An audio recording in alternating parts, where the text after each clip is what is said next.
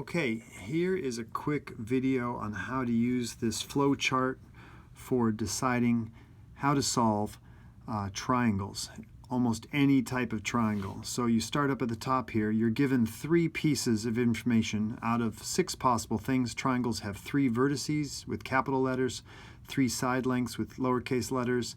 The opposite side and angles are given in the same letters. Just makes it easy. So it might be a word problem where it describes a triangle, but you can translate it into this kind of notation. Makes it a lot easier.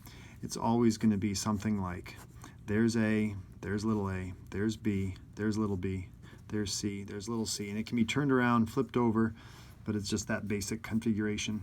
Okay, when you start off, are you given only 3 angles? Because if you are, you can't solve it. That's just not possible. It's a same triangle but different size. You need at least one side to make it work.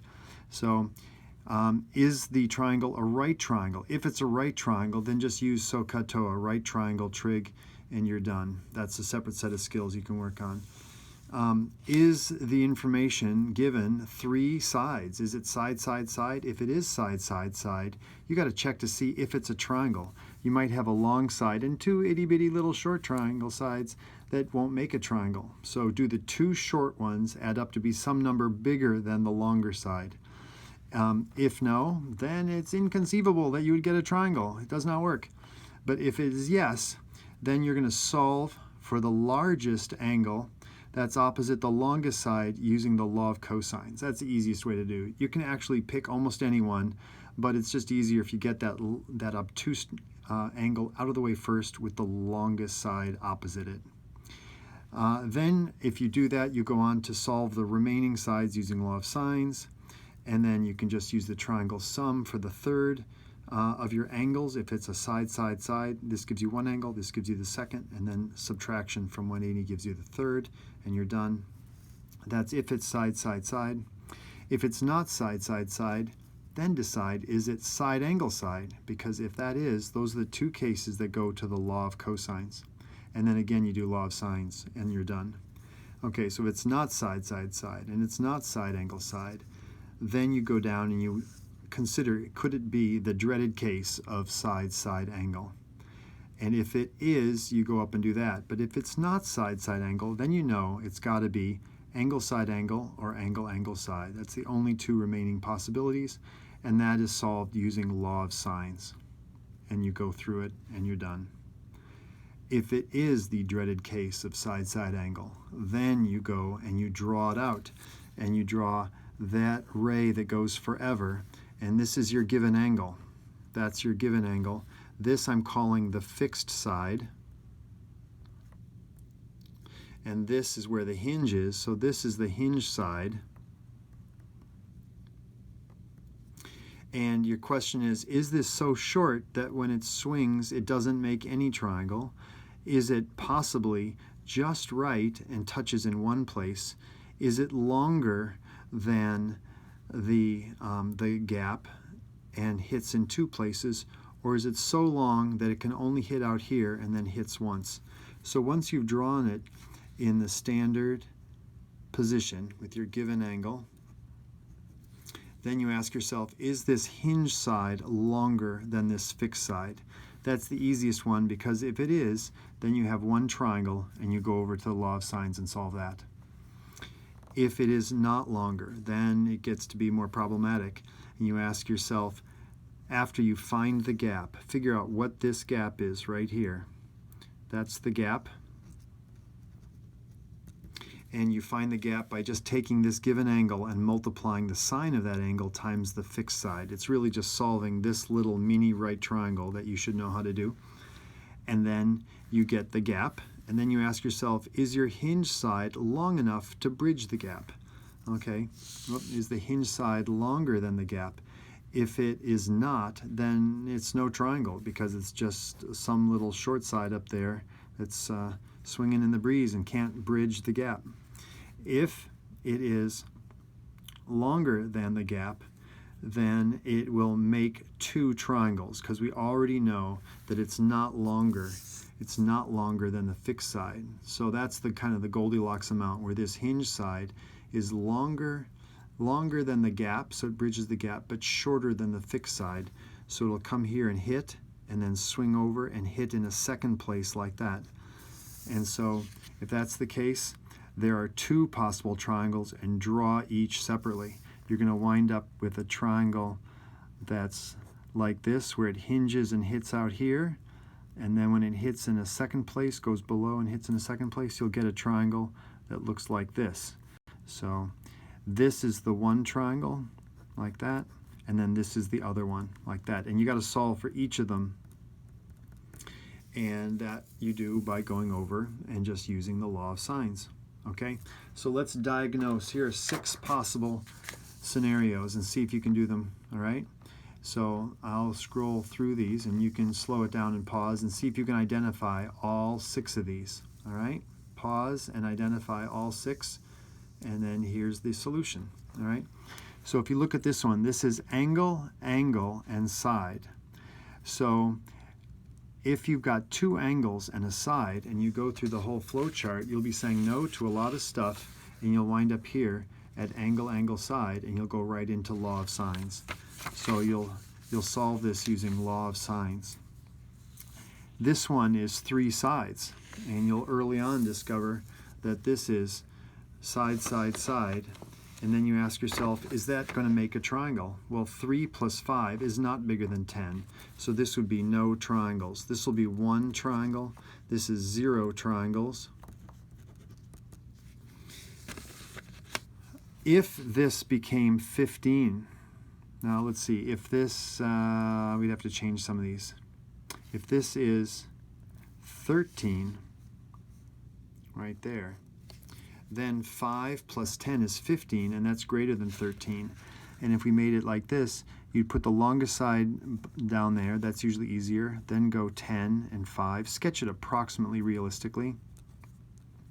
And there's your 3 sides. My recommendation is that you solve for this biggest angle first. So you'd set that up as being 13 squared equals 10 squared plus 5 squared minus 2 times 10 times 5, and then the cosine of your angle is what you're looking for. So you'd very carefully find that. That'd be 169. You'd take away 100. That would give you 69. You'd take away 25 from that, and then you would divide by this number, and that would isolate your cosine, and you would then do inverse cosine of that decimal, and you'd get your angle. Inverse cosine would give you the decimal answer, and then give you the angle in its degree measure. So number 3 then, here we've got a side, and an angle. All right, so what's going on here? I've got the same letter appearing twice. So that is not side, angle, side. This is the dreaded angle side case. So I'm going to sketch this. 85 is almost a 90-degree angle. A is opposite 30.9. So if this is 20.1 and this is angle A, this is 30.9. That's longer than 20.1. So this will hit once out here, and then as it goes around, will hit nowhere else. So this is 1 triangle. This is how many triangles we get. This one is 22, an angle of 132, and a length of 17. When you see all 3 letters, A, B, and C, you know you've got, in this case, 1 triangle, and this is going to be side, angle, side. So if you sketch it out, 132 degrees is way more than 90. If I make that 132 degrees, and then I make this 17 and this 22, then this long side here can be found using the law of cosines, and that's going to be opposite C. So this is little c, and you would just set it up so that c squared equals 22 squared plus 17 squared minus 2 times 17 times 22 cosine of 132. You can just type that whole thing into your calculator carefully. Make sure you put parentheses around key things and hit enter. You're going to get a great big number, and you'll square root that number and you'll get C. Then you can go on to solve that using the law of sines. Number 5 here, we've got a side and an angle, 2 angles and a side.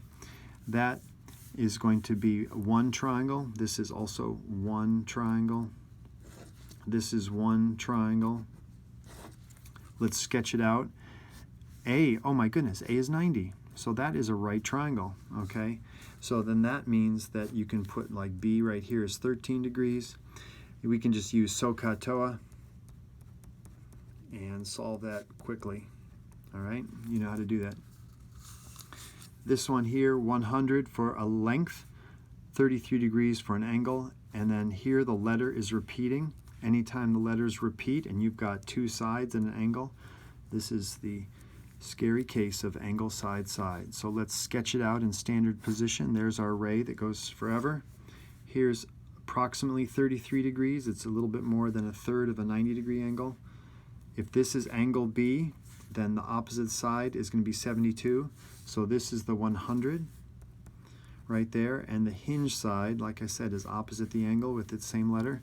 So if that's about 72, the question is, when it hinges, what happens? Does it hit? Does it miss? So we need to consider what the gap is. When I take a calculator and do sine of 33 degrees and then multiply that times 100, I'm going to get approximately 55 or something like that. It's well below 72. All right, I'm going to save you having to watch me type it on a calculator. But I know that it's going to hit out here somewhere, and 72 is less than 100, so it's going to hit over here, and I'll get 2 triangles. And so I need to solve both of them. So if this is opposite 100, this is C, this is the remaining one, A. So I'm going to solve for this angle first using the law of sines, and then I'm going to use my math skills to subtract the sum of this angle and 33 from 180 to find this one here, and then I'm going to use the law of sines to solve for the missing side A. When I've solved all of the pieces of this triangle, then I'll sketch the smaller triangle, which I'll use in black here. The smaller triangle would be when it hits here. Okay, that was the big one. Now this is the smaller one. I know that this angle I found, and that's going to be the same as this angle. So when I find this angle, I would subtract from 180 to find this inner angle right here. And then I'm going to do some more angle math to solve that one. And again, I set it up with the law of sines. Solve that, so I will have solved both of those 2 triangles. Okay, that's what I got. Good luck.